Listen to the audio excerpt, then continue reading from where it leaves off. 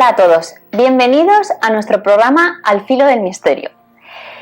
Hoy tengo aquí a una persona muy interesante e importante que nos va a hablar de la religión. Concretamente, la diferencia que hay entre el cristianismo y el hinduismo. Mi invitado de hoy es Leo Brahman. ¿Qué tal? ¿Cómo estás? Bien, Sandra, Namaste, Namaskaram o Hari Om, como se dice en la India. Muchas gracias por invitarme, estoy muy contento de estar aquí y a ver si puedo compartir información que sea útil para todas las personas que nos están viendo. Él es sacerdote hindú, astrólogo, quiromante, tarotista. Así ¿cierto? es, sí, me dedico hace muchos años a las ciencias esotéricas, pero es como, digamos, una segunda profesión o una segunda, digamos, una segunda parte. En principio, a lo primero que me empecé a dedicar es a temas espirituales, temas que tienen que ver con karma, reencarnación, sobre todo estudiando la filosofía hindú o filosofía budista, también en algún momento lo hice, y este es, al final, al cabo de 5, 6, 7 años fui iniciado como sacerdote hindú en una línea espiritual muy importante de la India, y a partir de ahí, bueno, ya todos los conocimientos que tienen que ver con la quiromancia. Normalmente cuando uno en la India estudia para ser sacerdote, luego hay una, digamos, segunda carrera aparte del propio sacerdocio, que es lo que uno desarrolla, que puede ser astrología, quiromancia, y es justamente lo que me ha pasado a mí. En otros casos hay sacerdotes que se preparan directamente para trabajar en templos o para hacer ceremonias como sacramentos para la sociedad y las personas en general. ¿También has estado en televisión? Sí, muchos años en canales como La 4, Telecinco, FDF, sí, en diferentes canales también privados, como Astrocanal, siempre trabajando como vidente, sí, en vivo y en directo atendiendo a las personas. Hoy me vas a hablar de un tema que tiene chicha este tema. Sí, es un tema interesante. Sobre todo lo que yo quería compartir con las personas es que, como vemos que hay muchas religiones en todo el mundo, y cada vez parece como que surgieran nuevas, ahora tal vez no tanto, pero bueno, tenemos como nuevas filosofías, nuevas vertientes, ¿verdad? Entonces me parece importante hablarles a las personas que no conocen tanto sobre esto, de que tienen un mismo origen, a pesar de que según las escrituras de la India, el Bhagavad Gita, el Bhagavad Purana, hay escrituras que hablan de que en realidad cada profeta da un mensaje en un tiempo determinado que se amolde a las personas que lo están recibiendo. Eso es lo que dicen las escrituras de la India. Entonces, mismo dentro del hinduismo, al ser una religión antigua, yo diría la más antigua del planeta, hoy en día que se practica, junto con la religión egipcia o la religión en Babilonia, pero esas son tradiciones que ya con el paso del tiempo han caído, y el hinduismo es la que se mantiene, ¿no? Después, a partir del hinduismo han salido ramas también o subreligiones, como puede ser el budismo. Entonces, si hay algunas personas que se pueden ofender porque diga yo que es la religión más antigua del mundo, podríamos decir una de las más antiguas también, para no ofender a esas personas, que no se sientan mal. Entonces, es una religión que incluye a todas las demás, el hinduismo. Entonces, incluye tanto al budismo, que es una subreligión que nace en el hinduismo, incluye al cristianismo. Entonces, si tú le hablas a un hinduista sobre Jesús, va a aceptar que fue un profeta. Si le hablas de Buda, va a aceptar que fue un profeta. Si le hablas de Mahoma en la cuestión del islamismo, el hindú va a aceptar que fue un profeta, porque dentro del hinduismo, como religión antigua, se acepta, porque ya en las escrituras hindúes, como por ejemplo en los Puranas, se hablaba de que en el futuro iban a aparecer Mahoma como profeta de una religión en concreto, que iba a aparecer Jesucristo como profeta de una religión en concreto, que iba a aparecer Buda. En las escrituras hindúes en realidad ya hay predicciones de que esos profetas en el futuro iban a aparecer, por eso hablamos de una religión antigua. Y luego en religiones nuevas, como puede ser el judaísmo mismo, que el judaísmo nace o parte de una casta hindú. Los judíos eran una casta dentro de la cultura brahmánica o de la cultura védica, que de hecho encontramos en la Biblia el nombre Abraham, Abraham significa A, el prefijo A siempre significa no, o lo contrario a. Abraham es Abraman. No vamos a encontrar ese nombre como Abraham en ninguna otra parte de ninguna otra cultura ni en ningún otro lugar. Abraham significa que eran no brahmanes, o sea, aquellos que se apartaron de la sociedad de castas del hinduismo, al apartarse porque no estaban de acuerdo con la tradición o con la filosofía, se apartaron y luego emigraron.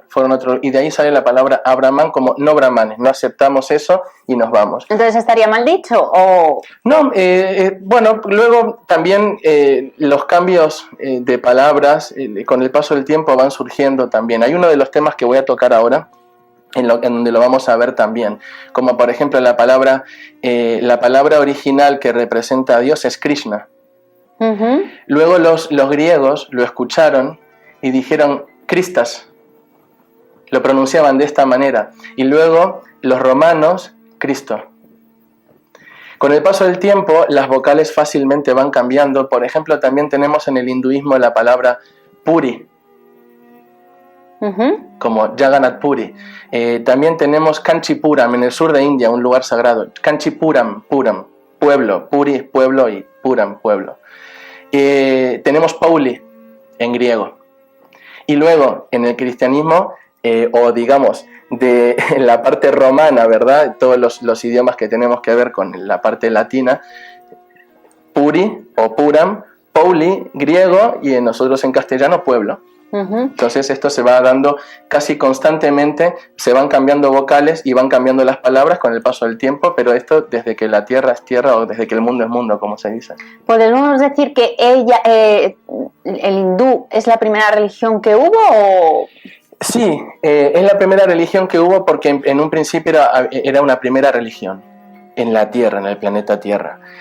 Aceptemos la filosofía que aceptemos, porque luego si hablamos, por ejemplo, del judaísmo, el cristianismo, son religiones jóvenes, 2000 años, 3000 años atrás. Para nosotros es un mundo, pero en el contexto histórico no es nada, 2000 o 3000 años en un planeta que tiene miles y millones de años, que ya se destruyó, que volvió a nacer, o que ya murió como planeta, que volvió a nacer, que en una época no vivía nadie porque fue todo destruido, luego volvió a surgir la vida en este planeta.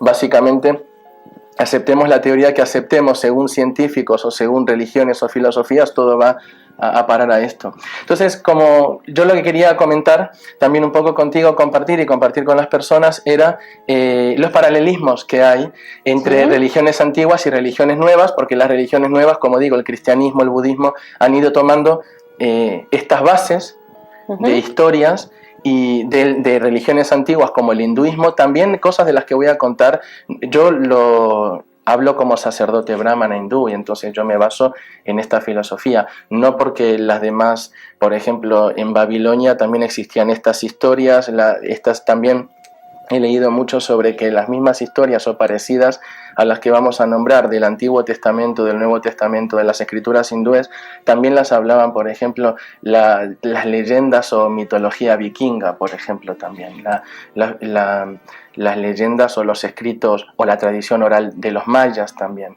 Pero yo como sacerdote hindú prefiero basarme en esta porque es la filosofía que sigo y es la que tengo más aprendida, más estudiada. ¿Es como que van entrelazadas unas con otras o no tienen nada? Hablan lo mismo, pero lo que cambian son los nombres. Cada cultura le daba su nombre, le daba de pronto su pequeño matiz, pero hablan de lo mismo. Entonces, para empezar, el primero de los temas que yo traía hoy es como, por ejemplo, las tablas de los mandamientos fueron habladas por Moisés al pueblo hebreo, ¿verdad? En eso del exilio del pueblo hebreo. Y también tenemos una aquí comparación que podemos hacer con los nombres.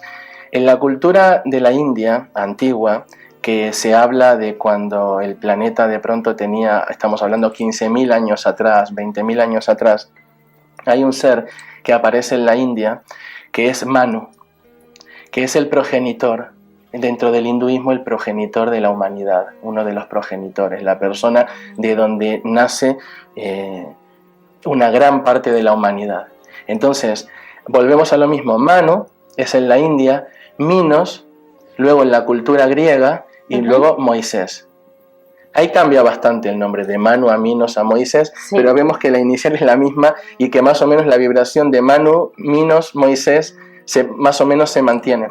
Entonces, antiguamente, en la cultura de la India, fue Manu el que dio las tablillas de las leyes para el pueblo antiguo. Las tablillas de las leyes, qué puedes hacer, qué no, cómo puede repercutirte en buen karma, en mal karma, y luego, como te comentaba, está Minos, y luego Moisés, que fue el que cumplió el mismo rol en el pueblo judío, en el pueblo hebreo. Entonces, si seguimos, por ejemplo, esto lo tenemos en primer lugar para dar la cita, las personas que lo quieran buscar o que lo quieran profundizar o estudiar un poco más, tenemos en el Éxodo, o sea, en el Antiguo Testamento, Éxodo 20, 12 al 17, y en Deuteronomio se habla nuevamente de lo mismo, 5, 6, 21. Entonces, el libro concretamente del hinduismo es el Manu Samhita, el libro en el cual se habla de las leyes, se llama Manava Dharma Shastra o Manu Smriti, el libro de Manu, y hay una, digamos, viene a una rama, digamos, de literatura diferente, porque en la India tenemos, primero que nada, el Shruti, que son los Vedas, propiamente dicho. Shruti significa aquello que se escucha. Entonces, antiguamente en la India, incluso hoy también en día, actualmente hay escuelas que enseñan a los niños a través de la escucha, del oído. Y eso tiene que ver con los Vedas. Todo lo que son mantras, por ejemplo, con los mantras que conocemos, Om Namo Narayanaya, Om Namah Shivaya. Los mantras vienen de la parte, digamos, de las escrituras del hinduismo, que son los Vedas, que es el Shruti, lo que se escuchó. Luego está el Smriti.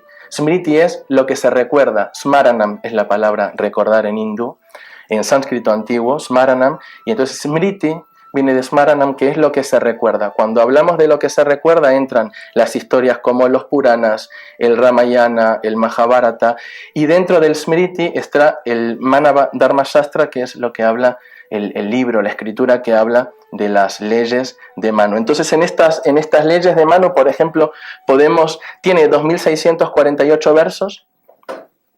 Vaya. O sea que hay muchísimo conocimiento, muchísimas leyes ahí. Se dice que es el primer libro o el primer conocimiento de leyes que hubo en la humanidad, el Manu Smriti. Y dentro de estos 2648 versos, por ejemplo, se habla de si los seres humanos deben comer carne, por ejemplo, o no deben comer carne, cuáles son las regulaciones para hacerlo, regulaciones, por ejemplo, que también hablan de la sexualidad. Tenemos también algo que hoy en día es muy común en la tradición hindú, que se habla de por ejemplo, bueno, muchas cosas que se me vienen a la mente ahora, pero el sistema de castas, por ejemplo, ¿verdad? Hoy en día cuando alguien habla de India dicen, wow, qué diferencia que hay, ¿verdad? El sistema de castas, los sacerdotes por un lado, que son los superiores, están los descastados, sí. Eso es algo que surgió con el paso del tiempo y es algo como desvirtuado. El sistema de castas en la India es algo desvirtuado, realmente no es así. Y en el Manu Smriti, en esta escritura de leyes, la primera escritura de leyes que hubo en la humanidad y que fue escrita, hablada y escrita en India, justamente habla de que en realidad la casta no es por nacimiento, que es lo que hoy en día se está llevando a cabo. El que nació hijo de un zapatero va a ser zapatero para siempre. El que nació hijo de un sacerdote, haga lo que haga, no importa. Aunque haga cosas que estén en contra de la cultura brahmínica sacerdotal, no importa, sigue siendo sacerdote. Eso está desvirtuado, en realidad no es así, no es correcto. Y Manu, en su propia escritura, en el Manu Smriti, dice que en realidad es por vocación, que no es por castas, que es según la vocación de la persona. Aunque tú seas hijo de un brahman, si no tienes vocación como sacerdote, no lo vas a hacer y puedes dedicarte a cualquier otra actividad. Y el hijo del zapatero puede ser o bien guerrero, o bien pertenecer a la corte, o bien ser incluso sacerdote brahman. Que tenga para elegir. Sí. Entonces es por vocación. Entonces esto se habla un poco en el Manu Smriti o en las escrituras, la escritura más antigua del mundo en relación con leyes. Okay, luego, si continuamos avanzando, por ejemplo, en la Biblia, en el Antiguo Testamento, cuando el pueblo judío está escapándose de los egipcios que lo están persiguiendo, Moisés abre las aguas, ¿verdad? Es una historia muy famosa, muy conocida. Sí. De hecho, en la película de los 10 mandamientos lo tenemos también ahí, que todos la hemos visto seguro en algún momento. Yo creo que es la imagen más esperada de la película. Cuando abre las aguas. Sí, eso lo tenemos en el Éxodo 14 a 21, en la Biblia. Y se abrieron las aguas del Mar Rojo. Y en el hinduismo, anterior a Moisés y al pueblo judío, en las escrituras hindúes, en el Bhagavad Purana, tenemos esta historia, concretamente en el Bhagavad Purana 10, el libro 10, el capítulo 3, el texto concretamente es el 50, para aquellas personas que quieran profundizar más. Las aguas se abren para que el dios Krishna, que iba en brazos de su padre, para que el padre, que es Vasudeva el nombre, pueda cruzar el río Yamuna. Otra correspondencia también que tenemos, algo más antiguo que fue, digamos, algo similar o tal vez copiado o parecido en la religión judeo-cristiana, luego más adelante, porque según la religión judeo-cristiana, según la propia Biblia, esto fue 1000 años antes de Cristo, 3000 años, y en el hinduismo estamos hablando hace 5000 años, que esto sucedió y que esto es narrado a través de las escrituras. Es increíble, la verdad. Sí, porque tiene mucho que ver lo que es la religión hindú con la cristiana. Es que prácticamente se puede decir que es la misma, nada más que cambian los nombres. Solamente cambian los nombres, pero las historias son iguales, similares, parecidas. Luego tenemos, por ejemplo, también el nacimiento de Krishna. Ya vamos a pasar un poco a lo que es dentro del cristianismo, a pasar lo que es el Nuevo Testamento, Jesús. El nacimiento de Krishna, bueno, voy a hacer un poco más breve toda la historia, pero el tema es que en la familia real se produce un casamiento. Había un rey llamado Kamsa, que las escrituras hablan como que era un rey demoníaco, parecido un poco al rey Herodes en la historia del cristianismo, y tenemos Kamsa es el rey, la hermana llamada Devaki, y el esposo del hermano, o sea, el cuñado de Kamsa, del rey, llamado Vasudeva.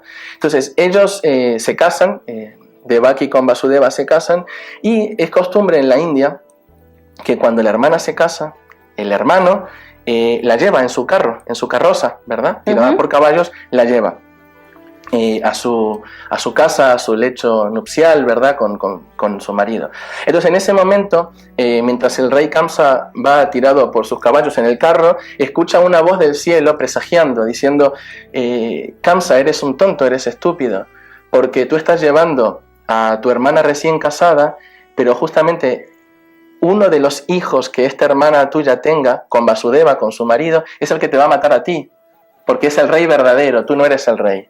Entonces inmediatamente Kamsa, el rey, se asusta y dice: bueno, ahora yo estoy como un tonto llevando el carro, festejando su matrimonio, pero justo uno de sus hijos es el que me va a matar. Entonces, a partir de ahí empieza a pensar casi constantemente en Krishna, pero una de las cosas que hace, la coge del pelo a su hermana, la quiere matar, y su cuñado Vasudeva, recién casado, le dice, bueno, lo empieza a apaciguar con palabras. Al final no la termina matando, pero lo que hace es ponerlos presos. Tenemos otra correspondencia con el cristianismo, porque Krishna, que es Dios en el hinduismo, nace en una cárcel. Jesús nace en un pesebre. Sí.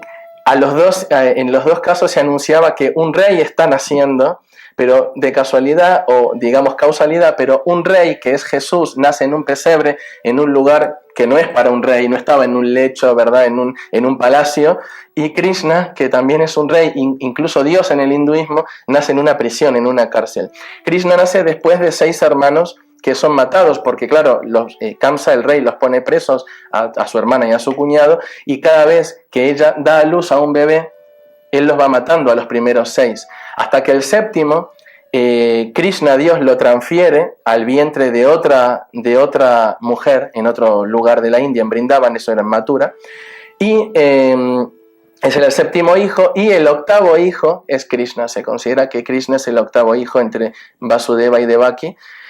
Entonces, cuando Krishna nace, se abren las aguas se abren las puertas de la cárcel, se duerme el guardia, y el padre Vasudeva lo lleva a Krishna lo saca de la cárcel y lo lleva de Mathura a Vrindavan, cruzando por el río Yamuna, y ahí el río se abre de manera natural para que Krishna pase. En el hinduismo, Krishna es concebido a través de una energía espiritual, no es unido, digamos, a través de una unión, no nace a través de una unión sexual entre Vasudeva y Devaki, que son sus padres. De la misma manera Jesús en el cristianismo pasa lo mismo. No nace a través de una unión sexual, sino que nace por obra y gracia y fuerza espiritual de Dios. Y entonces, en el momento que Krishna nace, bueno, es transportado a Vrindavan, se abren las aguas y es dejado al cuidado de otra familia. Así que tenemos también otra correspondencia dentro del hinduismo con el cristianismo, de la misma manera que, como digo, Jesús ha nacido en un pesebre, también anunciándose que era el hijo, que nacía un rey y que era el hijo de Dios. Y también sucede que los Reyes Magos, que dicen que eran los Reyes Magos, pero sabemos que eran astrólogos y personas conocedoras de las escrituras y de la religión antigua, eran personas que cuando dicen seguían la estrella, ¿quién sigue a una estrella? ¿Quién interpreta una estrella? ¿Quién es el interpretador de una estrella, de un planeta? ¿Dónde está ubicado? Un astrólogo. Un astrólogo. Claro. Sí. Entonces, de hecho, el rey Herodes se enfada con los Reyes Magos, porque los reyes van a ver a Herodes y le dicen, bueno, ¿por qué vienen aquí? Es que ha nacido el rey. Entonces Herodes dice, sí, ¿y ustedes dónde van? No, queremos ir a ver al rey. Dice, pues yo no sé dónde ha nacido. Entonces los Reyes Magos dicen, Herodes le pide perdón. Dice, bueno, ok, ustedes van a ver al rey. Entonces, por favor, una vez que encuentren a dónde está, por favor avísenmelo. Los Reyes Magos sabían, aparte de siguiendo la estrella, como dice, sabían también por sueños. En sueños se les había manifestado dónde estaba naciendo Jesús. Entonces el rey Herodes le pide, ok, díganme a dónde está, así yo también voy como ustedes a adorar a ese rey. Y los Reyes Magos, mismo también en sueños, se les revela a ellos de que mejor no le digan a Herodes dónde nació Jesús, porque va a ir a matarlo directamente, porque él tiene envidia del que puede ser el rey que le quite su posición, su lugar. Entonces, de la misma manera que Herodes hace, digamos, 2000 años, manda a matar a todos los niños menores de 10 días para matar, con la idea de matar a Jesús, que iba a ser el próximo rey, él por envidia. En el hinduismo anteriormente, 5000 años atrás, ya se habló de que el rey Kamsa, cuando vio que el hijo de su hermana, él mató 6, pero el 7º se transfirió de un vientre a otro y el 8º era Krishna, y él vio que no lo pudo matar porque Vasudeva se escapó de la cárcel. Él también mandó a matar a los niños menores de 10 días con la idea de poder matar a Krishna. Así que también hay otra correspondencia entre lo que es el nacimiento de Krishna y de Cristo, de Jesús en el cristianismo. Ahí tenemos otra de las correspondencias. Aquí, como podéis ver, señores espectadores, tenemos más información sobre una religión que, bueno, yo personalmente prácticamente no sabía. ¿No sabías que esto sucedía? No sabía. Y sí que me da tremenda lástima porque nos tenemos que despedir. Bueno, entonces dejamos más información para la próxima. Efectivamente. Sí que te espero en otro programa. Yo encantada. Igualmente encantado. Muchas gracias, Sandra, por esta invitación, y gracias a las personas que nos están viendo. Espero haber sido una pequeña lucecita en el camino para que a partir de esto puedan investigar más y conocer algunas cosas más históricas. La verdad es que sí, que nos ha servido de mucho. Gracias. Muy bien, a ti. Y a ustedes me despido hasta el próximo programa de Al Filo del Misterio. Gracias.